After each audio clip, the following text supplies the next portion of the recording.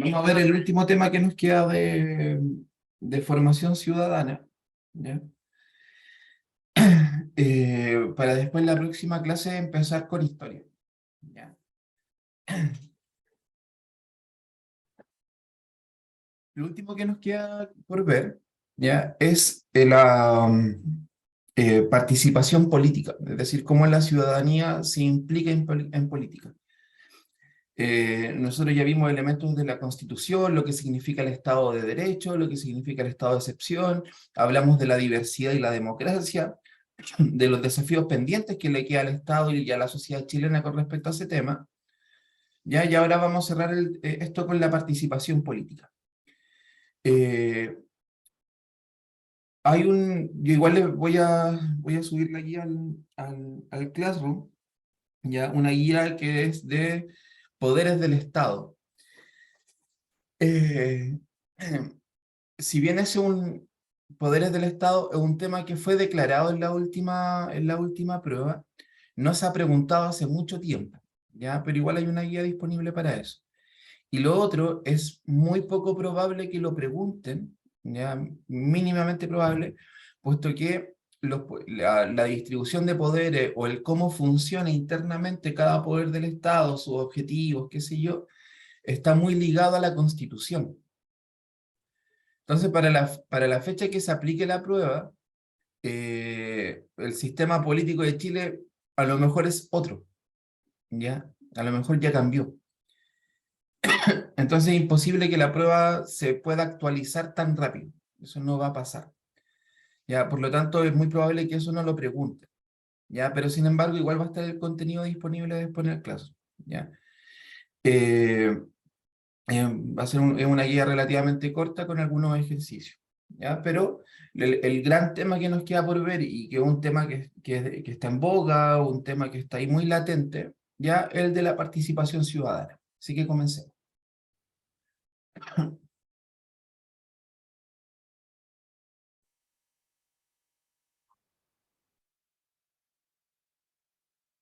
Ya, acá vamos a iniciar con dos documentos, ¿ya? Con dos estímulos, ¿ya? Y los vamos a tener que ver comparativamente. El primero de estos, ¿ya? El primero de estos es una noticia del año 2021, ¿ya? Dice, esta noticia es de junio del 2021 y es la segunda vuelta de gobernaciones, ¿ya? El titular de la noticia...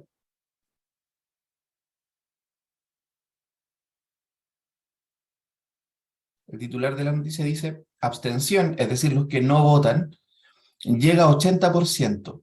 Solo 1 de cada 5 electores votó en la segunda vuelta de gobernadores. Es decir, en esa elección, ya del año 2021, de junio del 2021, ya votó muy poca gente. La última vez que votó mucha gente, ya fue para la última elección presidencial, ya, pero fue un caso excepcional. Lo que había pasado, por lo menos hasta junio de ese mismo año, ya, era un descenso paulatino de esto, ya. Y aquí está este gráfico me interesaba, de cómo la participación de las personas en las votaciones, ya, por lo general es muy baja, ya. Insisto, lo único que ha roto la tendencia es la última elección presidencial, que votó sobre el 50% de la población. Pero en todas las elecciones, incluso la del plebiscito de entrada de la Convención Constituyente, incluso no alcanzó el 50%. ¿Qué significa esto? Que todas las elecciones, incluso de toda la etapa democrática de Chile, desde 1990 en adelante, no se ha pasado el 50% de participación. La mitad de la gente que puede votar, no vota, ¿ya? La mitad de la gente que puede votar, no vota. ¿Ya? Insisto, salvo la última elección presidencial, que ha sido la excepción. No sabemos qué va a pasar para el futuro. No sabemos qué va a pasar en las próximas elecciones o las que vienen después. ¿Ya? Pero por lo menos ahora, ya la tendencia ha sido que vota muy poca gente. ¿Ya? Vota menos de la mitad de la gente que puede votar. ¿ya? Y a esto tenemos que empezar a buscarle significado, tenemos que empezar a buscarle respuesta. ¿Qué es lo que pasa? ¿Ya? Eh, por mucho tiempo ya se le ha echado la culpa al voto voluntario, como que toda la gente ya está inscrita en los padrones electorales, ¿ya? Y como el voto es voluntario, la gente elige no ir a votar. Pero ojo con esto, antes, cuando el voto era obligatorio, lo que era voluntario era inscribirse en el padrón electoral. Por lo tanto, yo, por ejemplo, podría no inscribirme en el padrón y no tenía la obligación de votar. Por lo tanto, la participación política también era baja, ¿ya? La participación en elecciones, ¿ya? Por lo tanto, algo está pasando, ¿ya? Y aquí vamos a ver lo que nos dice Gabriel Salazar al respecto. Es un historiador, ¿ya? En el año 2013, siempre es como conveniente o bueno, y uno aprende un montón buscando los videos de los reportajes a Gabriel Salazar, porque explica mucho qué es lo que pasa en política, pero desde una perspectiva larga, ¿ya? No anda analizando como ¿cómo se llama? Las peleas entre los partidos actualmente, sino que lo trata de ver de una perspectiva de larga duración, ¿ya? Entonces, a propósito de las elecciones del 2013, cuando Bachelet ganó la presidencia, ¿ya? Ah, y la ganó con una muy baja participación en las elecciones. Así que él saca una reflexión muy interesante al respecto. Vamos a verla.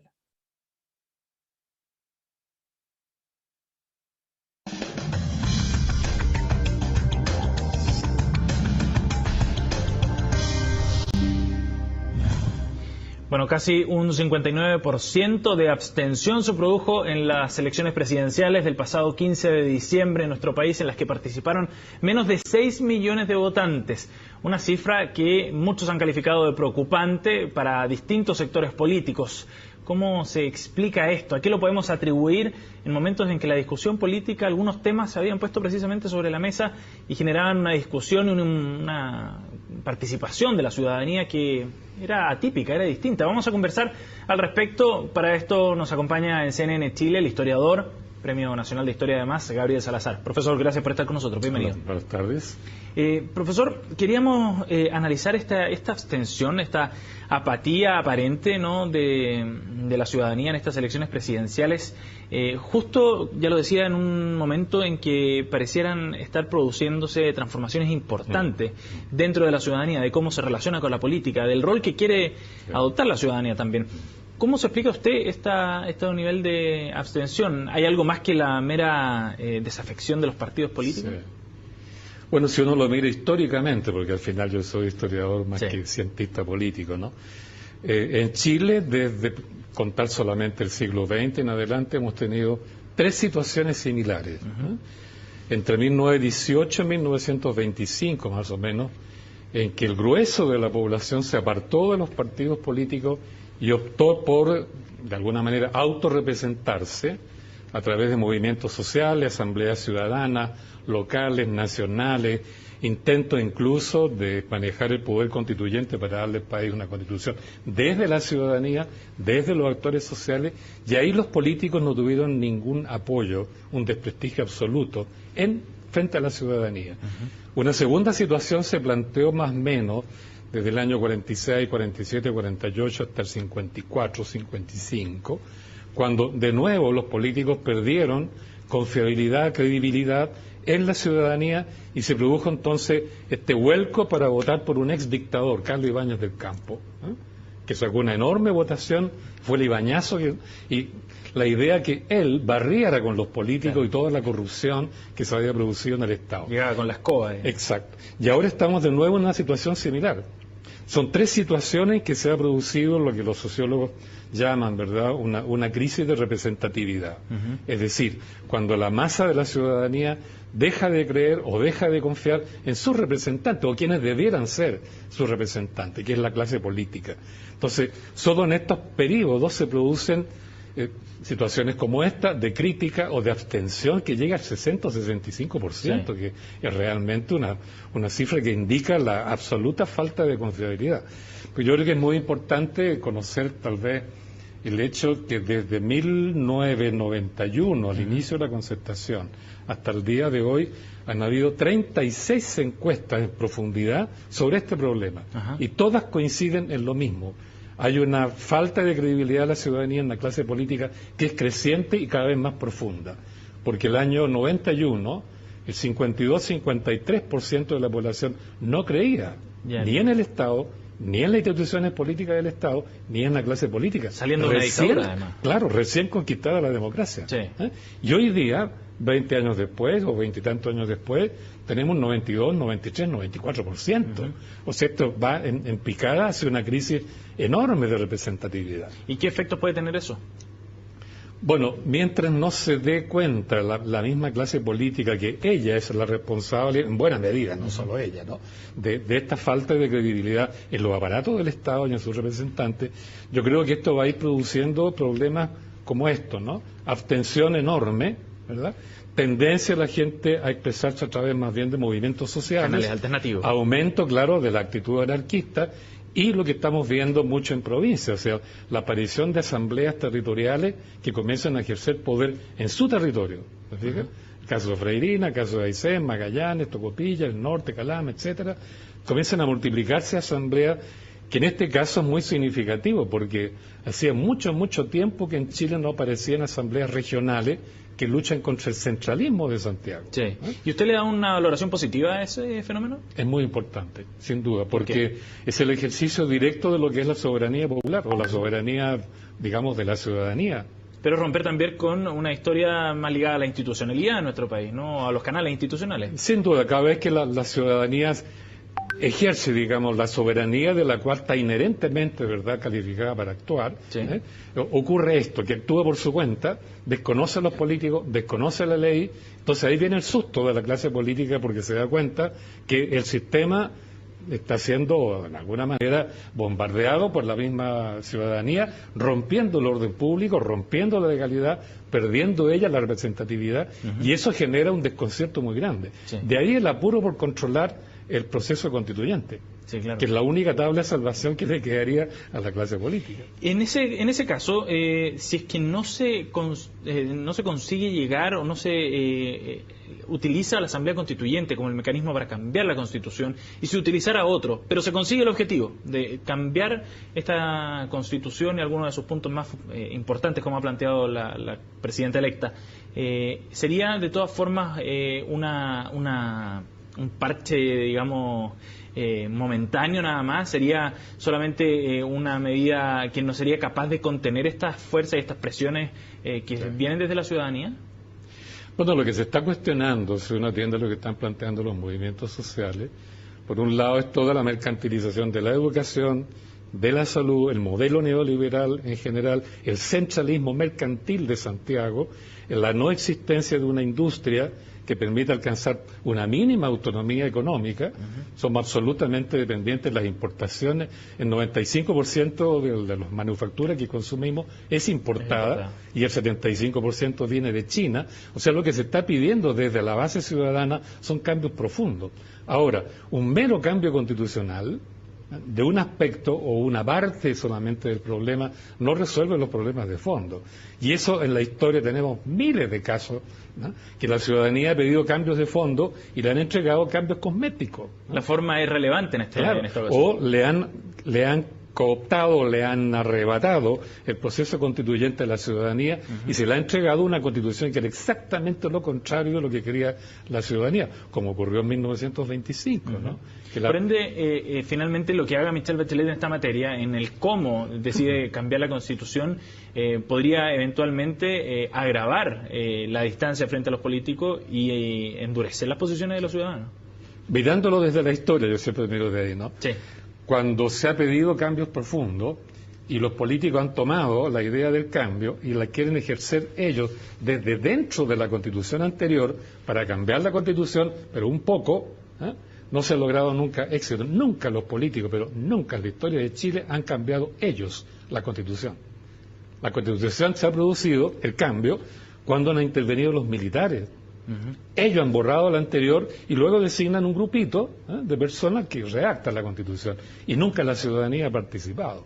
O sea, la historia nos dice clarito, los políticos, como de cualquier partido y dirección que tenga, nunca han cambiado profundamente la Constitución que el pueblo a veces les pide que cambien. Eso es un hecho real.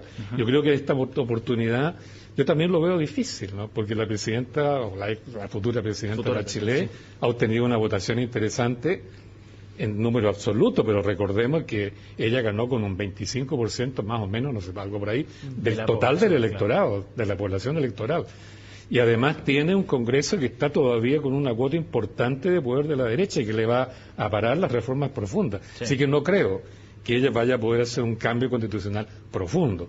Reformas como la del 2005 podría ser, pero esa no fue una reforma. Profesor, usted mencionaba otros dos momentos de crisis de representatividad a comienzos del siglo pasado y con Carlos Ibáñez del Campo, pero exacto, aquellos momentos no terminaron de buena manera, ¿no? O no terminaron como pretendería, ¿no?, la ciudadanía en aquellos momentos. A la luz de esos hechos, ¿qué errores no se podrían volver a cometer hoy nuevamente o cómo podría la presidenta Bachelet enfrentar este momento para que resultara exitoso finalmente? Bueno, ahí la ciudadanía cometió dos errores, ¿no? De una parte impulsó el cambio, se manifestó públicamente y mayoritariamente por el cambio, pero luego para hacer el cambio cometió el error de confiar en una persona, Arturo Alessandri Palma. Sí. Y Arturo Alessandri Palma lo que hizo fue exactamente lo contrario de lo que la ciudadanía quería, porque la ciudadanía lo trajo de vuelta, fue enviado al exilio por los militares, lo trajeron de vuelta para que presidiera un proceso constituyente, se llamara una Asamblea Nacional Constituyente libremente electa, y esta dictara la nueva Constitución. ¿Qué hizo Alessandri? Lo trajeron de vuelta, jamás convocó una Asamblea Nacional Constituyente. Él designó a dedo un comité constituyente con sus amigos, con políticos amigos, unos pocos representantes de los movimientos sociales, y él le impuso a ese comité la redacción del texto constitucional del 25. Entonces, cuando la ciudadanía confió en Alessandri, redactó una constitución que ya la traía preparada de Roma, de donde venía, y obligó al comité de amigos de él a redactarla en la forma que quedó finalmente. Y el 52 confió plenamente en lo que iba a hacer Ibáñez. Y bien sabemos que no hizo nada.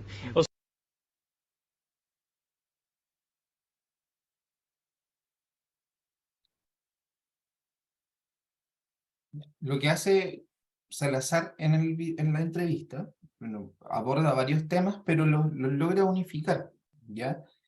Y lo que hace... Hola, Pablo. ¿Ya? Y lo que hace en el fondo es explicar, ¿ya?, por qué la ciudadanía participa poco en las elecciones. En el fondo, en el año 2013, ya él está viendo que hay un problema de representatividad, que la gente confía poco en la clase política y por eso vota poco, y traslada esa participación ya a organizaciones ciudadanas, a movimientos sociales. Es decir, es más gente la que sale a marchar, es más gente la que se organiza, es más gente la que reclama por otro lado, ya, que la que va a votar, ¿ya? Y él lo dice bien explícitamente, que eso trae consecuencias, que en el fondo pueden poner en jaque a la clase política, traen crisis en el Estado, ya un poco él adelantándose a lo que podría ser después el estallido social, que lo vivimos, ¿ya? Entonces trata de darle una explicación en el largo plazo y revisa cómo fueron las constituciones, cómo se formaron las antiguas constituciones, que en el fondo la participación ciudadana nunca fue tomada en cuenta. Y eso empieza a crear distancias. Y en un momento esas distancias hacen crisis, ¿ya?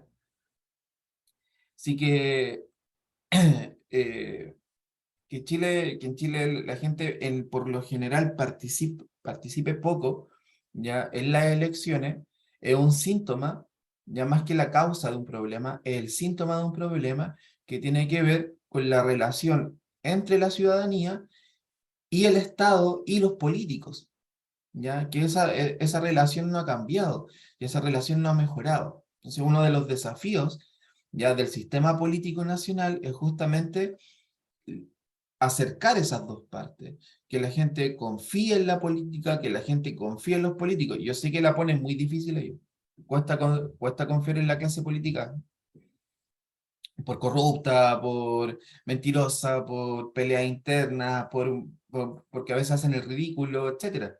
Cuesta mucho confiar en la clase política.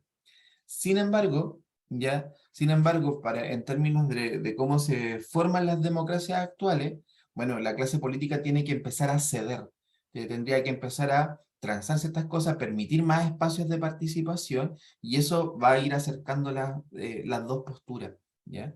Entonces, se tendría una democracia más sana con más participación, ¿ya? Así que por eso es tan importante la participación. Ya. Este análisis, ya, o esta comparación entre la noticia que vimos y el video de Salazar, ya en el fondo entra a la parte central del tema, ya que cómo se logra que la gente participe políticamente, ya, y por qué es bueno que participe. ¿Ya? Ya. Lo primero es que tenemos que hablar de ciertos conceptos, ¿ya? El primer concepto es el concepto de poder, ¿ya? Que vamos a entender nosotros por la idea de poder, ¿ya? El poder es un concepto tremendamente complejo que ha sido abordado por muchos filósofos, historiadores, cientistas políticos, ¿ya? Y cada uno le da algún tipo de definición diferente. Ya aquí vamos a tomar un concepto de poder que es bien práctico, ¿ya? No por eso más simple, ¿ya? Pero es práctico, ¿ya? Y que nos va a servir para explicar cuál es la fuerza que tiene la ciudadanía, ¿ya? Eh, Ahí les dejé el filósofo que lo propone, que es Michel Foucault. Ya les dejé un video también por si quieren profundizar en sus pensamientos, en lo que propone él, ¿ya? ¿Ya? Según él, ¿ya? El poder no es... Miren qué interesante esto,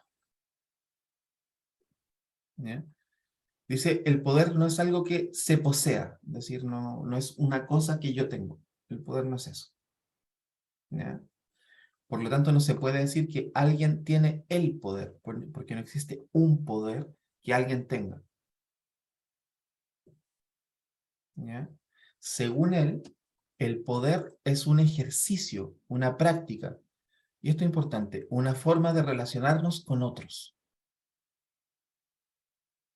Es decir, que el poder, según él, no es algo que uno tenga entonces, sino que está en todas partes.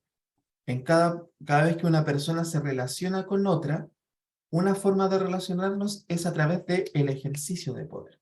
Y aquí viene un ejemplo muy práctico. Por ejemplo, pensemos en una escuela cualquiera, ¿ya? Entonces me preguntan, ¿quién tiene el poder en la escuela? El poder. ¿El director tendrá el poder? ¿Los inspectores tienen el poder? ¿Los profesores tienen el poder? ¿Los estudiantes tienen el poder? ¿Quién tiene el poder? Y aquí tenemos que empezar a pensarlo mejor, ¿ya? Dice, ya, si nosotros escogemos al director, dice, el director tiene el poder. Pero cuando hay un paro o una toma del colegio, ¿el director tiene el poder? En esa situación precisa, ¿el director tiene el poder? O si ya decimos, no, si ahí los estudiantes son entonces los que tienen el poder. Pero ojo, ¿ya? ¿Y qué pasa? ¿Y por qué si los estudiantes se supone que tienen el poder, por qué a veces le hacen caso a los inspectores? Como que les da miedo que venga el inspector.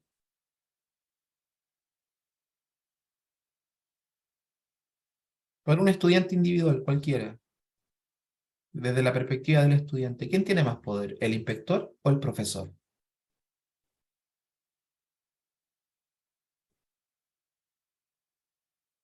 Cada una de estas preguntas tienen respuesta, pero una respuesta que siempre va a ir acompañada de un depende.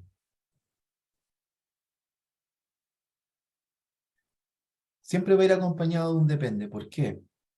Porque la relación entre un estudiante y un profesor, ¿quién manda en esa relación estudiante-profesor? Depende de la situación. Dentro de la sala de clase, es probable que el profesor mande por sobre el estudiante, le dice qué hacer, le dice mira para adelante, le dice cállate. Pero fuera de la sala de clase, en la calle, por ejemplo, en la calle el estudiante puede ir y a lo mejor le pega al profe. Por lo tanto, la relación de poder ahí cambia. No es lo mismo, ¿ya? Cuando hablamos del tema de la toma, normalmente uno dice que el director manda, pero cuando los estudiantes se toman en el colegio, el director ya no manda, mandan los estudiantes. Pero esos mismos estudiantes en otra situación le hacen caso. O piénsenlo en sus casas, o en una casa estándar, así como ya papá, mamá, hijo, hija, no sé qué, y la cuestión, perro, gato, ¿ya? Véanlo así, por ejemplo, yo puedo decir, en algunos casos manda el papá, en algunos casos manda la mamá, y en algunos casos incluso mandan los hijos pueden manipular a los papás. Y entre los hijos también hay relaciones de poder, en que el hijo manda a la hija y la hija a veces manda al hijo porque le sabe un secreto, qué sé yo. Es decir, nadie tiene el poder absoluto, nadie lo tiene, sino que depende de cada situación, es cómo se ejerce. Por eso uno dice que es una práctica, que es un ejercicio. ¿Se entiende?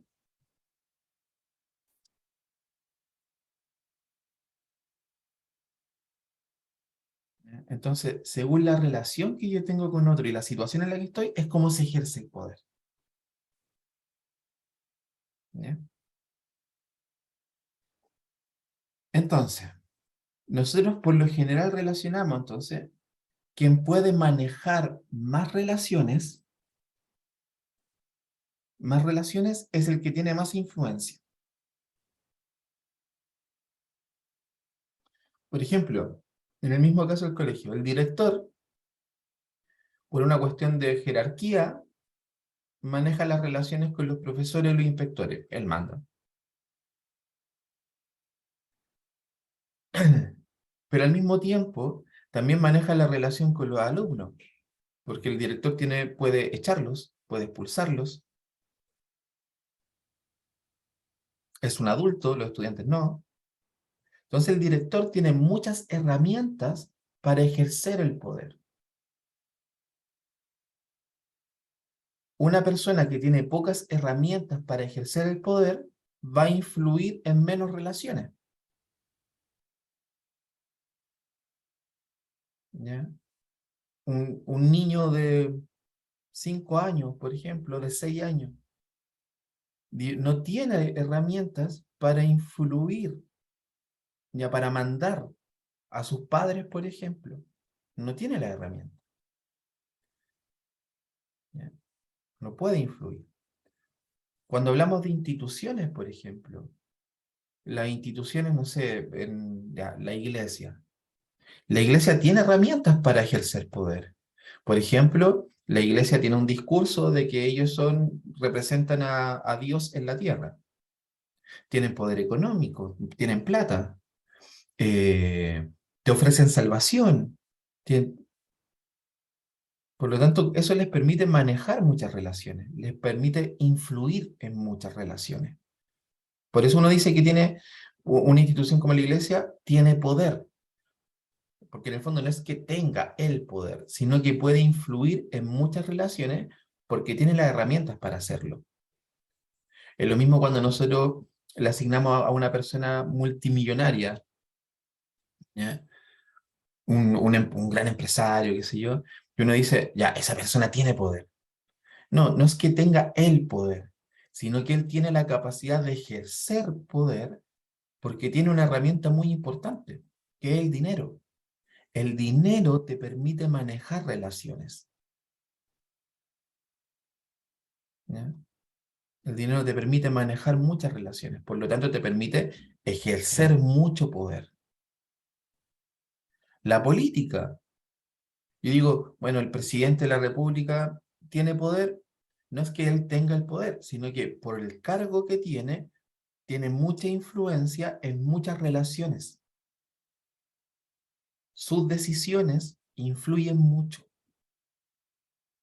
porque la Constitución lo dice, porque el cargo lo dice y la gente lo considera que sí, está validado. ¿Ya? Si uno se pregunta, bueno, ¿y por qué le hago caso a mis papás?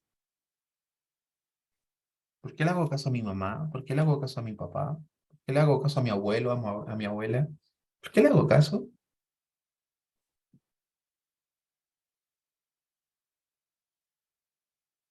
¿Son más, son más personas que yo? No, pues se supone que somos personas, que estamos en condición de igualdad, qué sé yo. Sin embargo, ¿ya? Ellos ejercen poder. ¿Y por qué ejercen poder? Porque son mayores, porque la cultura nos dice que dentro de la familia hay ciertos títulos, ciertos grados, abuela, padre, madre, que mandan. Y nosotros lo aceptamos. Además, existe una relación de dependencia. Dependemos de ellos. Cuando somos chicos, dependemos. Por lo tanto, los dejamos ejercer poder. ¿Ya? Entonces, en términos muy sencillos, en términos sintéticos, ¿ya? Para sintetizar esto, decimos, el poder es una práctica de relaciones entre personas, ¿ya? También instituciones, ¿ya? Entonces, estas relaciones que mandan una relación, depende del contexto y de las herramientas que tenga. Herramientas como el dinero, herramientas como la política, herramientas como la sangre, herramientas como la edad, herramientas como la cultura, herramientas como el conocimiento, te permiten dominar en ciertas relaciones y en ciertos contextos, ¿ya? Y eso te permite ejercer más poder. ¿Se entendió?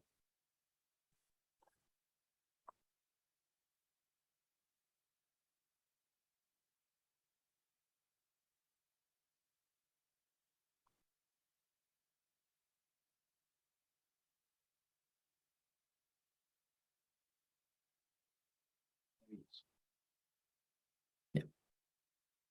Le sugerí los autores, ya, léanlo, así como échenle una mirada o traten de averiguar ya, de qué persona habla o de cuáles son sus postulados. Pueden profundizar, es sumamente útil. Además que si ustedes están tomando historia, es porque me imagino que quieren tomar alguna carrera que tenga que ver con lo humanista. Tal vez derecho, tal vez pedagogía, tal vez sociología, antropología, no sé, periodismo, ¿ya? Si cualquier carrera relacionada con el humanismo, ténganlo por seguro, así, escríbanlo por ahí, ¿ya? Que en algún momento van a tener que leer o escuchar algo sobre él, porque su definición de poder, ¿ya? Ha sido bastante utilizada, ¿ya? Porque te permite entender cómo funciona el poder, ¿ya? Pero un poquito.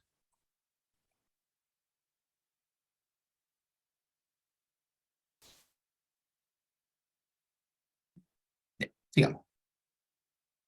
El segundo concepto es el concepto de soberanía, ¿ya? Y aquí lo vamos a ir como especificando un poco, ¿ya?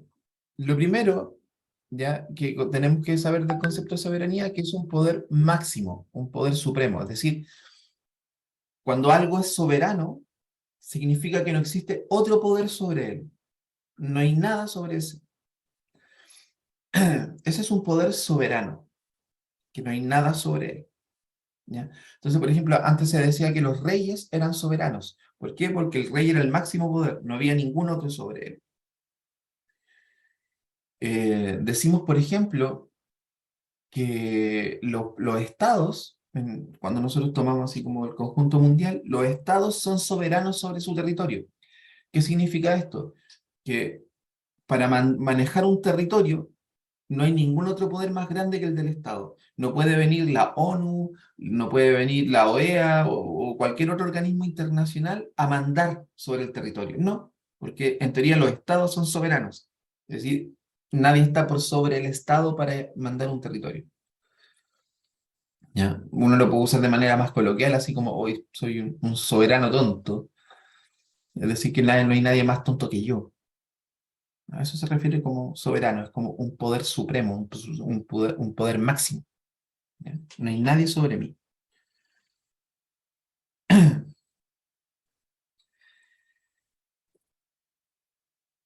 Las democracias occidentales, ya, europeas, norteamericana y latinoamericana en general, han tomado este concepto, ¿ya? Y lo meten desde la tradición que viene desde la Ilustración, ¿ya?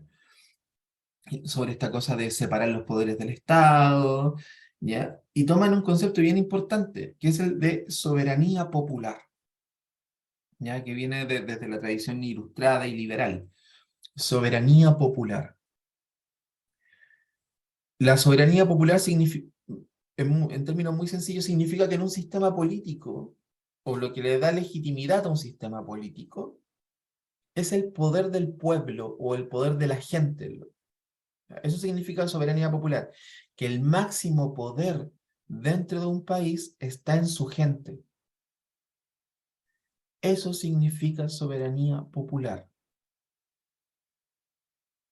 ¿Ya? Que el máximo poder dentro de un país está en su gente. ¿Ya? La soberanía reside en el pueblo. ¿Ya? En el pueblo. Y esto no, esto no es una concepción así como de izquierda ni nada así. Es totalmente liberal. Y uno lo ve, por ejemplo, miren lo que está acá, en la Constitución de Estados Unidos. Y en la Constitución de Estados Unidos lo dice explícitamente en el preámbulo. Lo primero que dice la Constitución de Estados Unidos es nosotros, el pueblo. Nosotros, el pueblo.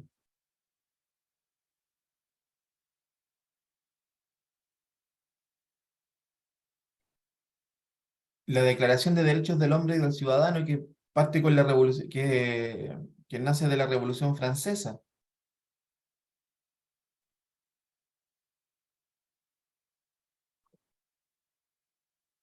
que está en el artículo 3. ¿Qué nos dice la Revolución Francesa? El principio de toda soberanía reside esencialmente en la nación, en el pueblo. Y interesante lo que dice después. Ningún cuerpo, ni ningún individuo, cuerpo significa como institución, ninguna institución ni ningún individuo puede ejercer autoridad alguna que no emane expresamente de ella. Es decir, todas las instituciones que manejan poder, o todas las personas que manejen poder, tienen que ser validados por el pueblo o por la nación. ¿Ya?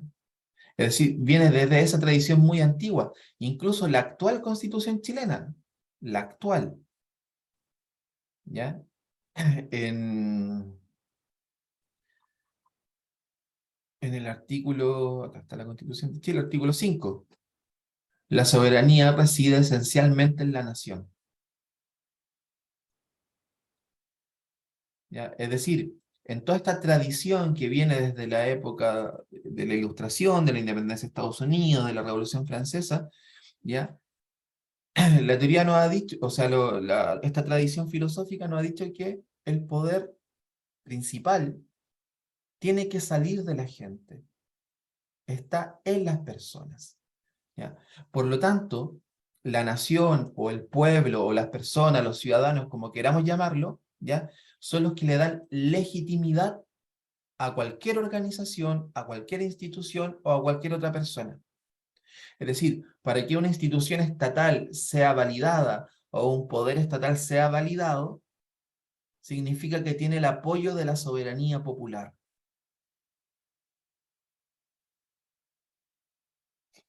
Tiene que tener el apoyo popular. ¿Qué pasaría? ¿Qué pasaría si, por ejemplo, un Estado, un Estado deja de tener el apoyo de la soberanía popular?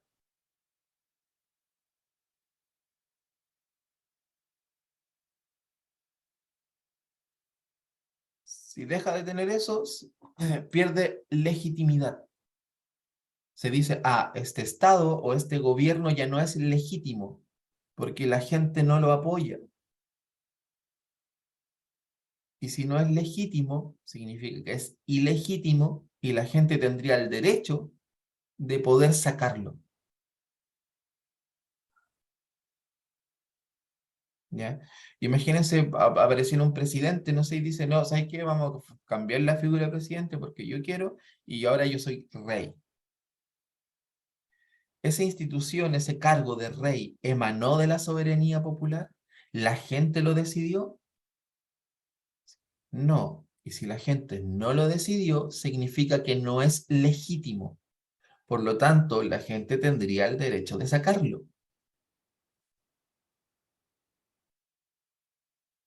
¿Ya? Ahora, esto relacionémoslo con lo primero que hablamos en clase, ¿ya? Que tiene que ver con la clase política.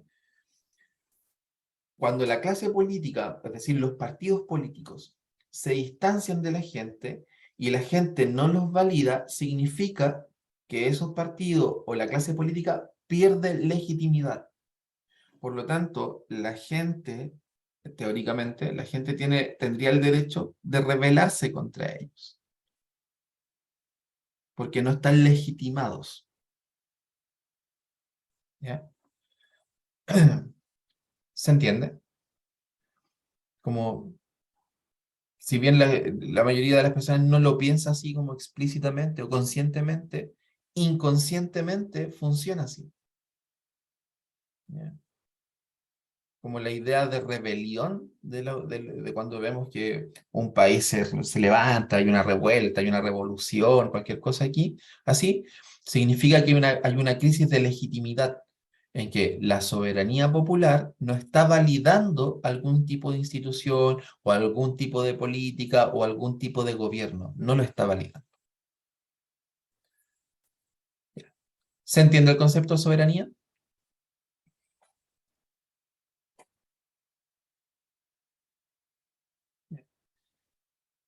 Ojo con esto, es sin connotaciones, no estoy diciendo que esto sea bueno o sea malo, sino que la tradición de pensamiento político que atraviesa como la historia de Europa, de Estados Unidos y de Latinoamérica, esa tradición de pensamiento político así nos ha llegado a nosotros. Como que pensamos más o menos así, consciente o inconscientemente, porque hemos sido educados así, eso es lo que hemos visto. ¿Ya? Que cuando un gobierno, un Estado, clase política, institución, ya, lo que sea, pierde legitimidad de la gente se rebela.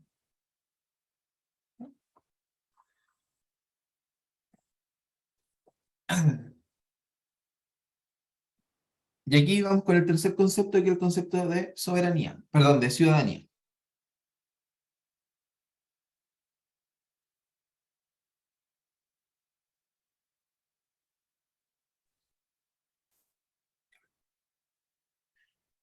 A través de la historia el concepto de ciudadanía ha ido cambiando. ¿Ya? Es decir, básicamente, y nosotros entendemos por ciudadanía ya aquel grupo de personas que puede participar políticamente. Esos son los ciudadanos o ciudadanas, los que tienen, los que pueden, ¿ya? Participar políticamente.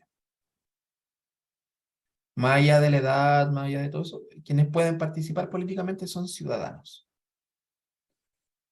Ya. Pero los ciudadanos no siempre han sido iguales a través de la historia. Ya, por ejemplo, eh, en la democracia ateniense, en el siglo V antes de Cristo, ¿ya? Los que eran ciudadanos eran solamente hombres, adultos, ya que habían nacido en la ciudad, etc. ¿Ya? Habían restricciones. No todos eran ciudadanos. Todas eran personas, pero no todos podían participar políticamente. Lo mismo que en Chile. En Chile en el siglo XIX, quienes podían participar políticamente solamente eran hombres que supiesen leer y escribir, que tuvieran propiedades o tuvieran renta. Es decir, había bastante restricción. Solamente podía votar o participar políticamente un grupo pequeño. Ese grupo pequeño tenía la calidad de ciudadanos, el resto no. El resto era el populacho, el resto era masa nomás, da lo mismo. Eran parte de la nación. pero no participaban políticamente, no tenían ese derecho consagrado. ¿Ya? Afortunadamente esto ha ido cambiando, se ha ido extendiendo el concepto de ciudadanía. Hay más personas que se han ido, perdón, agrandando los derechos, se han ido garantizando los derechos, sobre todo con los derechos humanos. Los derechos humanos dicen que la participación política debe ser universal. Es decir, que toda persona tiene el derecho a ser ciudadano. ¿Ya? Como la única restricción que nos ponen es la edad. ¿Ya? Es la única restricción. Ahora, ojo con esto, los menores de edad, ya niños, niñas, adolescentes, ya los menores de edad también son ciudadanos, tienen derechos políticos también, solo que no pueden ejercer la participación como candidato o para votar. ¿Ya? Eso no, pero sí tienen el derecho a opinar, sí son sujetos de derecho, es decir, ellos pueden ejercer la mayoría, ¿ya? Pero solamente se les restringe el poder postularse y el poder votar, ¿ya? Es decir, actualmente, y con la firma de la Declaración Universal de Derechos Humanos, ¿ya? El derecho a participación se fue extendiendo, es decir, ahora todas las personas del país son ciudadanos o ciudadanas. Ya no te ponen, ya no existe, por lo menos teóricamente, la restricción, salvo la edad. ¿Ya? Ahora, cuando la gente adquiere la categoría de ciudadano o ciudadana y tiene derecho a la participación política, significa que sus decisiones son influyentes, pasan a ser parte de la soberanía popular. ¿Ya? Por lo tanto, lo que ellos decidan o participen o representen va a tener un peso. ¿Ya? Va a ser importante, va a ser tomado en cuenta, va a ser tomado en consideración. ¿Ya? Esa es la importancia del concepto de ciudadanía. ¿Ya? ¿Se entiende?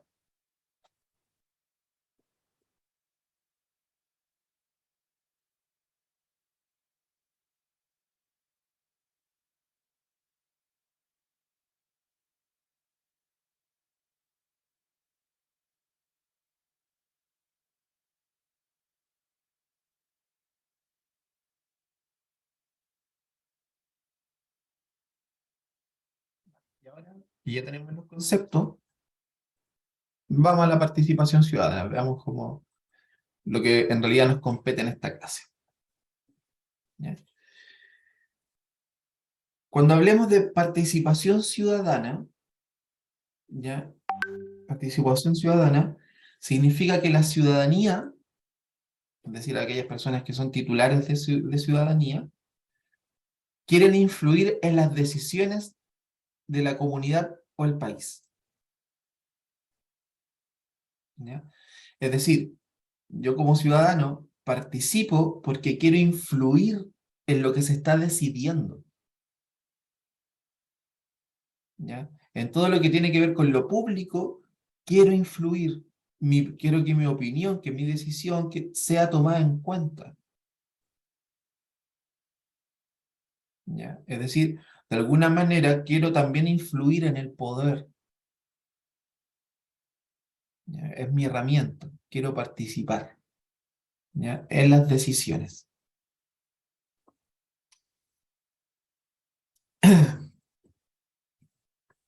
¿Ya? De aquí nosotros clasificamos la participación política, esta cosa de querer influir en las decisiones, ¿ya? La dividimos en dos, la clasificamos en dos. La primera se le llama participación oficial, ¿ya? Participación oficial. Y le llamamos participación oficial no porque sea la única válida. Cuando se refiere a oficial, quiere decir que está reconocida por el Estado. A eso le llamamos oficial. ¿Ya?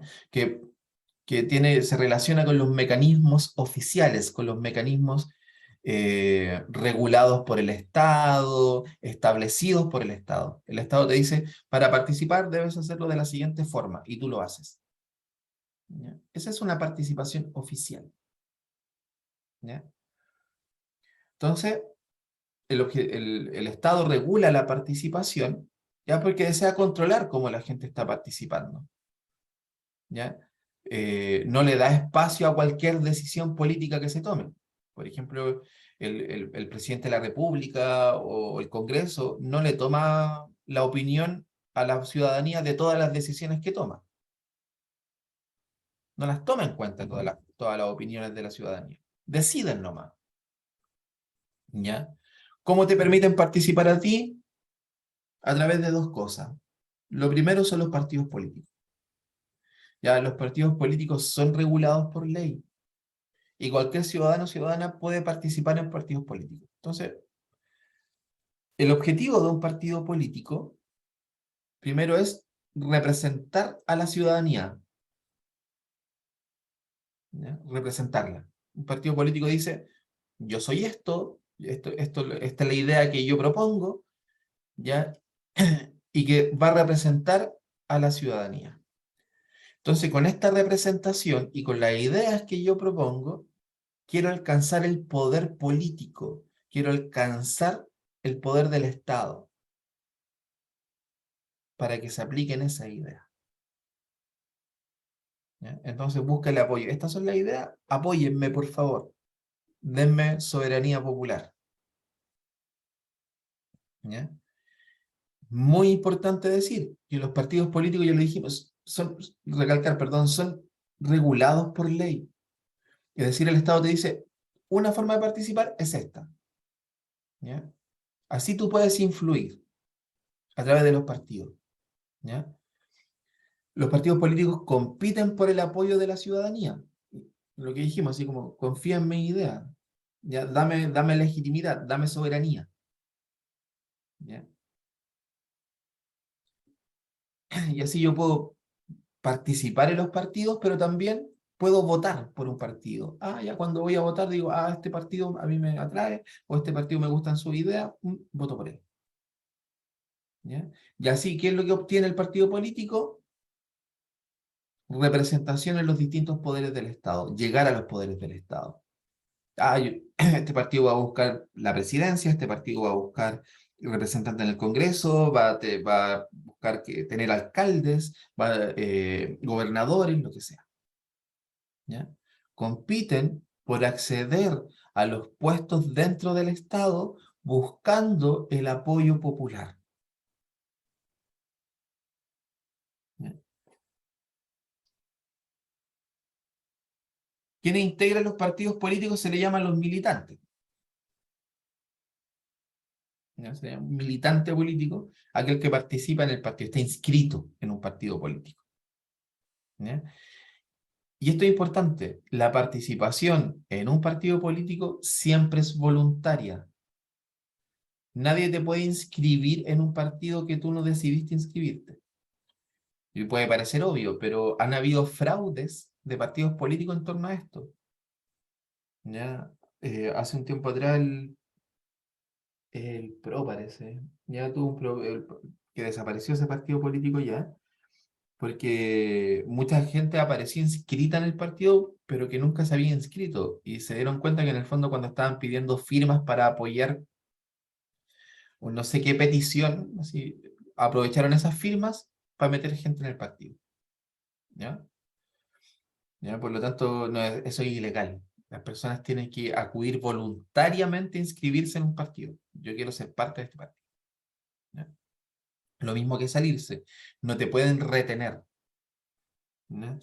Si yo quiero salirme de un partido político, lo puedo hacer libremente. ¿Ya? También está regulado por ley que todos los partidos políticos deben declarar cuáles son sus principios. Así como, estas son las ideas. Esto es lo que yo propongo. Lo tienen que decir.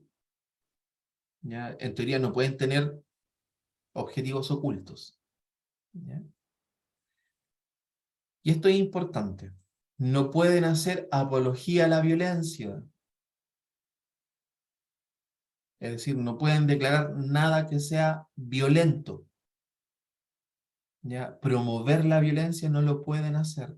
Si un partido lo hace, promover violencia, pierde la categoría de partido político y ya no puede participar en elecciones ni nada así.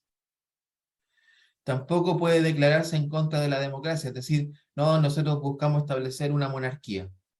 No, eso no puede hacer. Ya los partidos políticos deben aceptar y promover la democracia, no otro sistema. ¿Ya? También, importante, reconocer el pluripartidismo, es decir, cada partido político debe aceptar que hay otros. ¿Ya? No puede aspirar a ser el partido único. Tiene que aceptar que hay partidos políticos distintos. ¿Ya? Si en sus principios dicen, no, nosotros queremos eliminar tales partidos políticos, no, eso no puede ser. No puede ser. No puede ser su objetivo. ¿Ya? Por lo mismo, y todo esto decanta en que siempre tienen que usar métodos pacíficos y democráticos. ¿Ya? No pueden pedir el apoyo de la ciudadanía usando métodos violentos, la censura, no pueden pedir la eliminación de los partidos, ya no pueden andar promoviendo la violencia, no. Todo se hace dentro de la paz y la democracia. ¿Ya? Si no, te eliminan como partido. Un caso muy interesante fue cuando uno de los actuales partidos de gobierno, Revolución Democrática se llama el partido, se iba a inscribir como partido porque es nuevito, se iba a inscribir como partido y el CERVEL, es decir, el Servicio Electoral, no lo dejó inscribirse. ¿Y por qué? Porque el CERVEL consideró que la palabra revolución va en contra de la democracia. La palabra revolución va en contra de la democracia. Por lo tanto, no pueden inscribirse como partido. ¿Ya? Bueno, se resolvió en todo caso en que como el partido se llama Revolución Democrática, aceptaron que sí, ya son democráticos y finalmente los dejaron inscribirse, pero en primera instancia lo habían rechazado. ¿Ya?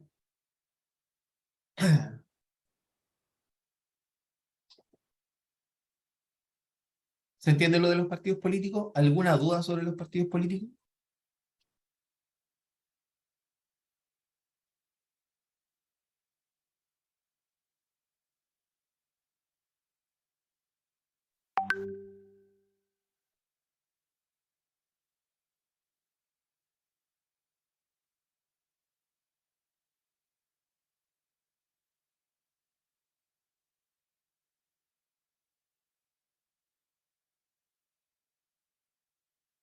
Ya, ¿no hay duda sobre los partidos? Sigamos entonces.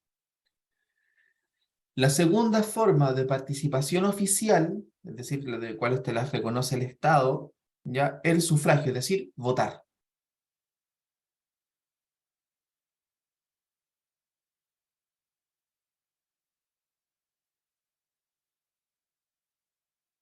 ¿Ya? Votar. Eh, el voto tiene una serie de condiciones. ¿Ya? ¿Qué significa esto? ¿Ya? Que a ti, en primer lugar, para ciertos cargos políticos se vota. Hay ciertos cargos que son de elección popular. ¿Ya? Alcaldía, gobernaciones, Cámara de Diputados, Presidencia de la República, ¿ya? Pero para otros casos no se pide el sufragio, por ejemplo, para nombrar ministro, ya, etc. Ahora, también se puede convocar a plebiscitos, ¿ya? A plebiscitos para que la gente vote, ya sea un plebiscito vinculante, se le llama, cuando es para decidir algo, como por ejemplo si hacemos una nueva constitución o no, ¿ya? O solamente consultivos, por ejemplo, en alguna comuna hicieron plebiscitos comunales.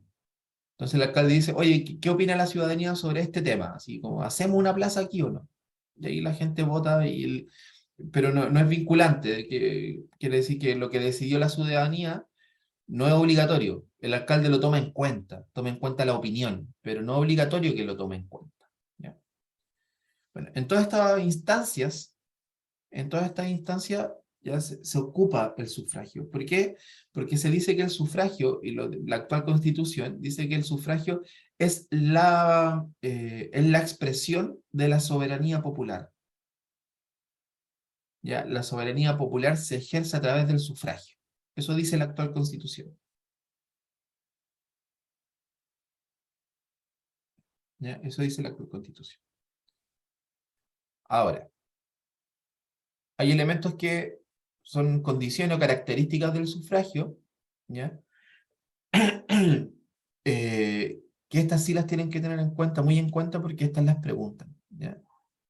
Ojalá se las puedan aprender. ¿Qué se dice actualmente del sufragio en Chile? Lo primero, que es universal.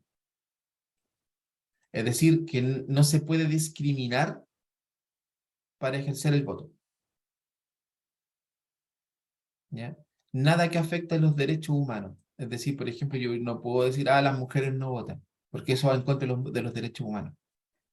No, no, yo no permito, no sé, que las personas homosexuales voten. No, eso no se puede hacer porque va en contra de los derechos humanos.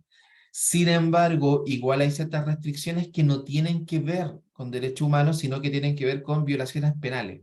Es decir, por ejemplo, cuando las personas están en la cárcel más de 3 años y un día, ya que eso quiere decir que la pena mínima por delitos graves, ya eso quiere decir que ahí la persona pierde el derecho a votar. Solo el derecho a votar, no pierde los derechos ciudadanos, sigue siendo un ciudadano, ya, pero pierde el derecho a voto, ya, y eso no va en contra de los derechos humanos en teoría, ya, porque es parte de su sanción penal. ¿Ya? No, no es discriminatorio, cualquier persona le pueden aplicar eso. ¿Ya? Y lo otro, la otra restricción que hay es la edad mínima, ¿ya? La edad mínima. Pero esencialmente el voto es universal, cualquier persona puede acceder a votar. Como eso es lo que se quiere decir con eso. Cualquier persona puede acceder a votar. ¿Ya? ¿Qué otra característica tiene? Que es secreto. ¿Ya? Es secreto. Es decir, por ejemplo, no existe registro de qué votó cada persona. Tampoco se podría publicar algo así. ¿Ya? Sería totalmente ilegal. ¿Ya? Ya, por eso los medios como por ejemplo, hay castigos cuando a las personas le sacan una foto al voto y lo suben a redes sociales, yo voté por esto y le sacan una foto al voto, ya, eso es totalmente ilegal. Eso no se puede hacer. ¿Ya? Porque una cuestión, porque se tiene que resguardar el proceso democrático. Se tiene que resguardar la idea, ya, de que las personas pueden elegir lo que quieren. ¿Ya? Esa es la esencia del voto secreto, que la gente puedan elegir, que puedan votar una opción libremente sin temor a ninguna represalia, sin temor a opiniones distintas, no. ¿Ya? Por eso se conserva el voto secreto. ¿Ya? También que el voto es personal, que significa que es individual, que una persona vota, ¿ya? Y que debe hacerlo por sí misma, es decir, no puede delegar la acción de votar. Si yo quiero votar, tengo que ir a votar yo, no puedo delegarlo. ¿Ya?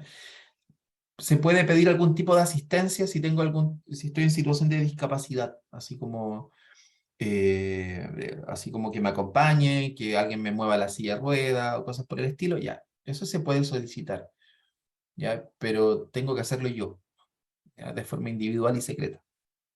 ¿Ya? También es libre, que no se puede obligar a alguien a votar y menos por cierta opción. Yo no puedo, nadie me puede obligar a mí a decir, ya, vota por esto. Y si no votas por esto, te castigo. No, eso no se puede hacer, es ilegal, se puede denunciar. ¿Ya? Por eso se prohíbe la propaganda política dentro de los locales de votación. Porque si yo hago propaganda política dentro de un local de votación, se considera que te están obligando a votar. Y eso es ilegal. ¿Ya? También que el voto tiene que ser informado. Esto quiere decir que el Estado y los partidos políticos tienen la obligación de informar qué es lo que se está votando y cuándo se va a votar y cómo se va a votar. Te tienen que dar toda la información para que tú te sientas una persona informada al momento de votar. No puede ser que yo esté votando por un cargo que no sé qué significa, no puede ser que yo esté votando por opciones que yo no sé lo que significan, por candidatos que no tengo idea de quiénes son. No, se tiene que informar. Por eso está regulado el tema de la propaganda política, por eso hay franjas televisivas, por eso hay plazos para hacer propaganda. El Estado tiene que facilitar la propaganda. ¿Ya? Porque las personas tienen que votar informadas. El Estado te tiene que informar dónde votas, cuándo votas, etc. ¿Ya? El voto siempre tiene que ser lo más informadamente posible. Hubo una resolución de Contraloría hace muy poquito.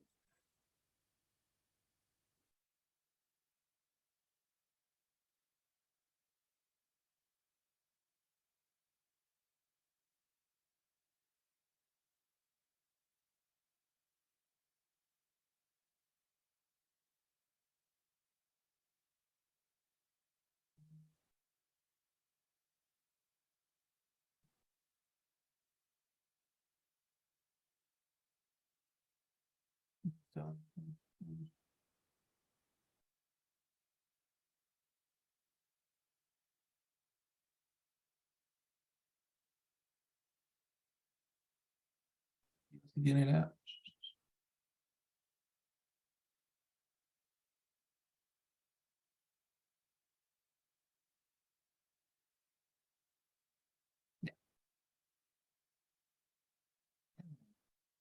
Hubo una denuncia ante la Contraloría, que es el organismo que fiscaliza, por parte de un grupo, de un partido político, ¿ya? Que acusaron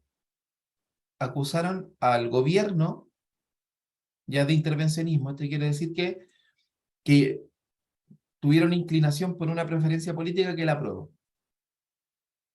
¿Ya? ¿Y por qué? Porque hicieron una campaña que se llama, el gobierno hizo una campaña que se llama Chile Vote Informado, creo. Ahí está, Chile Vote Informado se llama, y repartieron, mandaron a imprimir constitución y la nueva propuesta de constitución y la repartieron. Y eso lo denunciaron, dijeron, no, pues, si esto es intervencionismo, esto se relaciona con que el presidente está obligando a votar a personas por cierta opción y todo. Bueno, y la Contraloría, que es un organismo autónomo que fiscaliza, dijo que no, ¿ya? No hay irregularidades. ¿Por qué? Porque dice que el Estado, representado en este caso en el gobierno, ¿ya? Lo que tiene que hacer es informar a la población, ¿ya? Tiene que informar a la población. Por lo tanto, si las personas tienen que votar, si acaso aprueban o rechazan una nueva constitución, la gente tiene que saber cuál es la nueva constitución. ¿Y quién las tiene que informar? El Estado. Por lo tanto, la Contraloría resolvió que el gobierno en el fondo lo que hizo ya es cumplir con su obligación de informar. ¿Ya? No te dijeron así como vota por esta opción. No, te estoy informando, acá está la nueva constitución, léela. ¿Ya? ¿Qué más tiene que ver con el voto? Que el voto es directo. ¿Ya? ¿Ya? Es decir, que cada voto se va a un pozo total. ¿Ya? Lo hago, por ejemplo, a diferencia lo podemos explicar mejor cuando uno lo contrasta con el proceso estadounidense, ¿ya? Por ejemplo, cuando salió electo Donald Trump, si uno veía fue a las elecciones contra Hillary Clinton en la primera, cuando él se postuló, ¿ya? En el total de votos, si uno contaba todos los votos que se hicieron en Estados Unidos, Hillary Clinton sacó más votos que Donald Trump. Sacó más votos, le ganó en cantidad total de votos. Pero en Estados Unidos no funciona de manera directa, es indirecta. Es decir, en Estados Unidos compiten por estado,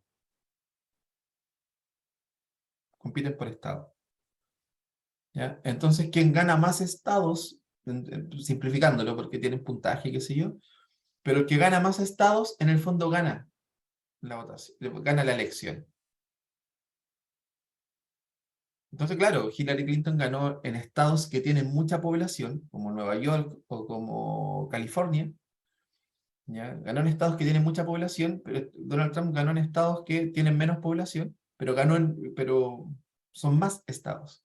Por lo tanto, sacó más puntaje y ganó. Con menos votos ganó. ¿Ya? Un poco enredado, pero eso es una votación indirecta. Acá en Chile no. Acá la votación es directa. La persona cuando vota entra a la contabilidad total y gana el que tiene más votos en total. ¿Ya? No existe el voto indirecto en Chile. ¿Ya?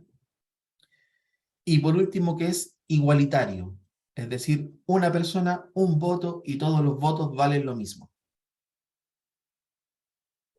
Lo contrario a esto es el voto censitario, se llama eso. Que por ejemplo, a cierto tipo de personas su voto vale más. ¿Ya? Eso ya no corre. En la mayor parte del mundo ya no corre. Todas las personas, una persona, un voto, porque eso es la democracia en el fondo. Si la democracia y los derechos humanos te dicen que todas las personas son iguales en dignidad y derechos, ¿ya? Eso implica también que tu opinión, no importa quién seas, es importante. ¿Ya? Vale lo mismo que el de cualquier otra persona. ¿Ya? Por ejemplo, mira,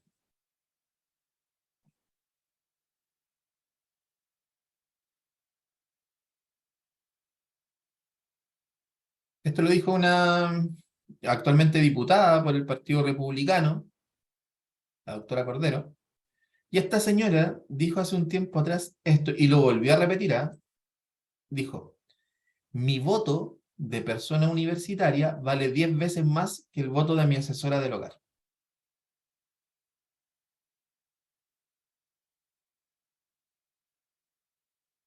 ¿Ya? Es decir, ella quiere volver el voto censitario. ¿Ya? ¿Por qué? Porque ella considera que la opinión de las personas que salen de la universidad vale más que la opinión de una persona que trabaja como asesora del hogar. Dice, para ella no pueden valer lo mismo. ¿Ya? No pueden valer lo mismo. Pero en, pero en términos de derecho humano, sí valen lo mismo. Sí valen lo mismo. Estudiar o no puede ser un accidente en tu vida, estudiar o no puede ser algo que el camino no te lo permitió y eso no quiere decir que valgas menos. ¿Ya? Por lo tanto, el derecho humano y la ley nos dicen y la democracia nos dicen que todos los votos valen lo mismo. ¿Se entiende? ¿Pregunta hasta acá?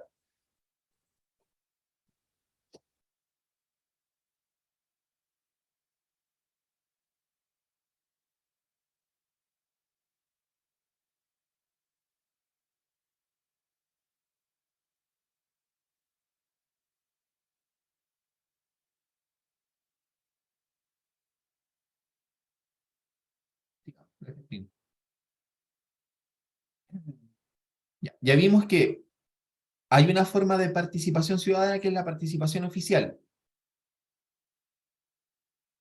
Y en paralelo está lo que se llama una forma de participación que se le llama ciudadanía activa, que ya no tiene que ver con lo oficial. ¿Ya? Ciudadanía activa. La ciudadanía activa va más allá del sufragio y de los partidos políticos. Son formas de querer influir en las decisiones políticas, influir, ¿ya?, en la sociedad, ya no solo votando, ya no solo participando en un partido. ¿Ya? Esto, y bien dice acá, esto no quiere decir que sean ilegales. No es que sean ilegales, sino que ya están más allá de lo oficial, eso es todo. ¿Ya? Exceden lo oficial. Cómo las personas participan políticamente como ciudadanos activos, insisto, queriendo influir en la sociedad, queriendo influir en las decisiones políticas, pero sin necesariamente votar. Por ejemplo, a través de organizaciones locales, juntas de vecinos. En la junta de vecinos se toman decisiones que afectan a la comunidad. ¿Ya? Incluso los clubes deportivos de barrio también movilizan gente. Y es una forma de participar, porque tiene que ver como comunitariamente, no sé, cómo se cuida la cancha, cómo se activa el deporte, cómo se hacen actividades para la comunidad. Es una forma de influir, ¿ya? Por lo tanto, también es una forma de participación política, porque quiere influir, ¿ya?, en las decisiones que se toman. Organizaciones más grandes, esas son locales, organizaciones más grandes como ONGs, así como, no sé, si quiero andar salvando el medio ambiente, ya voy a ir a Greenpeace. Y voy a pelear por Greenpeace porque quiero proteger el medio ambiente. Es una forma de participación política también. Organizaciones como Greenpeace lo que hacen es presionar a los gobiernos, no solamente hacen protestas, sino que presionan y negocian con los gobiernos para que apliquen leyes de protección al medio ambiente. Por lo tanto, es también una forma de participación política, ¿ya? Toda esta entonces, toda esta forma de participación, dice, tienden a influir en las decisiones políticas que afectan al grupo, ¿ya?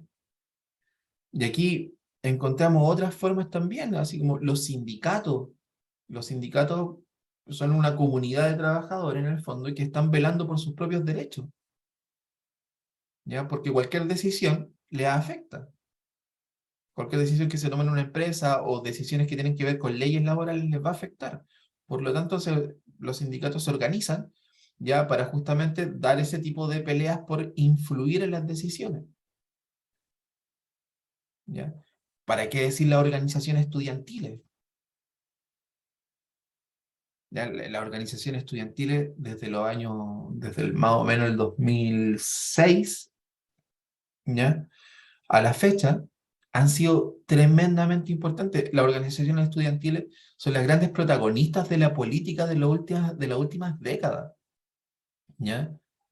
Desde el mochilazo, que fue el 2006, hasta... No, miento, fue antes el mochilazo, fue el 2001. El mochilazo fue en el 2001. Desde el mochilazo en el 2001, pues la Revolución Pingüina fue en el 2006, ya que fueron ambos protagonizados por estudiantes secundarios. Después el 2011, que fueron secundarios y universitarios, ¿ya?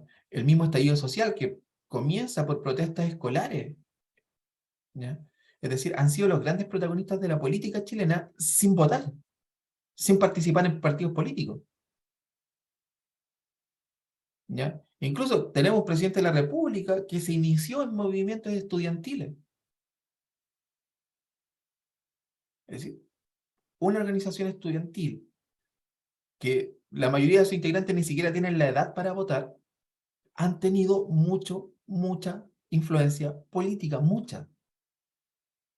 Así que ahí nos damos cuenta que yo puedo participar políticamente, incluso sin participar en las formas oficiales, como ir a votar o como participar en un partido político, ¿ya?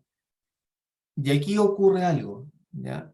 Ocurre algo, que en los últimos años, o no en los últimos años, como dice Salazar, en las últimas décadas, las personas han preferido participar en ciudadanía activa, en organizaciones estudiantiles, organizaciones comunales, movimientos sociales, etcétera, han preferido esa forma de participación a ir a votar.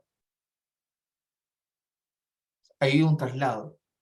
La gente prefiere la ciudadanía activa a la participación oficial. ¿Y por qué? Porque se empieza a considerar, consciente o inconscientemente, que la participación oficial, votar por los partidos políticos, ya no tienen legitimidad, no te permiten influir de verdad. Como que está la sensación de que está todo manejado ya. O como que votar ya no vale nada, como que, da lo mismo quien sea. Empieza esa sensación. Y cuando quieren participar, algo que les interesa, se trasladan a la ciudadanía activa y dejan de votar, ¿ya? No es un tema así que el voto es voluntario, no, es que se traslada a la ciudadanía. Por eso, todas las últimas grandes convocatorias a votar, que fue durante el estallido social, por eso fueron tan masivas. Por eso la gente como que, la idea de estallido, la gente salió, ¿Por qué? Porque considero que esta forma los representaba más, se ejercía la soberanía popular, ¿ya? Y les permitía influir. Les permitía influir. ¿Ya? Y que todo eso a la larga empezó a desembocar en un proceso constituyente.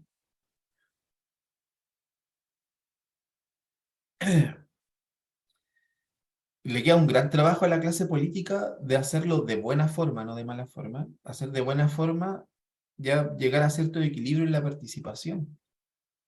Ya como la clase política se tendría que renovar para volver a ganar legitimidad. ¿Ya? Y así evitar nuevos estallidos, nuevas cosas así, que se vuelva un país más estable. Pero se vuelve más estable no restringiendo, por ejemplo, acciones de las manifestaciones o la ciudadanía activa. No se hace así. Se hace que eso se tiene que canalizar en participación de verdad. ¿Ya? Si tú dejas que la ciudadanía de verdad participe en las decisiones políticas, te evitas que en algún momento todo estalle. ¿Ya? Se tienen que llegar a cierto equilibrio. La soberanía popular siempre busca un camino. Siempre busca un camino. Puede ser votando, pero cuando eso se agota o ya no sirve, se va por otro camino y eso es potencialmente peligroso. ¿Ya? Eso inestabiliza todo. ¿Ya? Preguntas hasta aquí.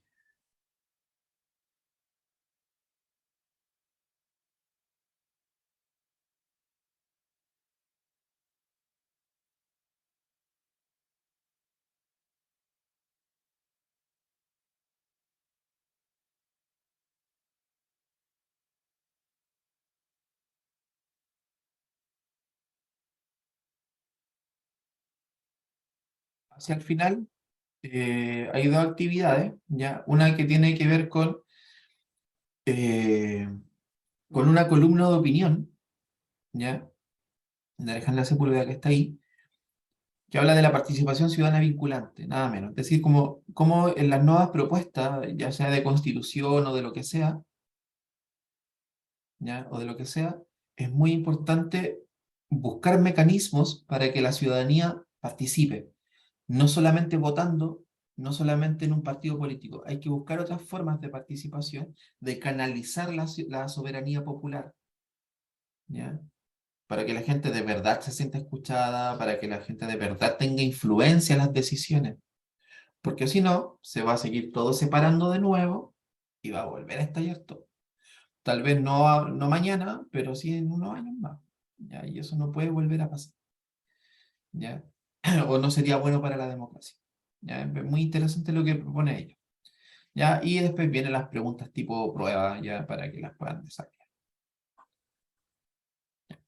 ¿Dudas, preguntas? ¿No? Ya. Con esto nosotros cerramos la parte de formación ciudadana. Disculpe, siempre se me olvida el nombre. Cerramos la parte de formación ciudadana. Ya les voy a les voy a subir una guía más, sí que es complementaria, ya que es de la forma del Estado en Chile, pero como está tan ligado a la Constitución actual, ya es posible que no lo pregunten, pero se los voy a subir igual, ¿ya? Y ya la próxima semana, por fin, empezamos con historia. Y ahí es mucha materia que ver, ¿ya? Así que ahí les pido por favor que lean mucho, lean las guías. Las guías tienen toda la información necesaria para dar una buena prueba, ¿ya? Pero es importante que las lean. Yo voy a explicar muchas cosas en clase, qué sé yo, pero el eje estructural siempre va a ser la guía, ¿ya? ¿Preguntas? ¿No? ¿Lo dejamos hasta aquí entonces?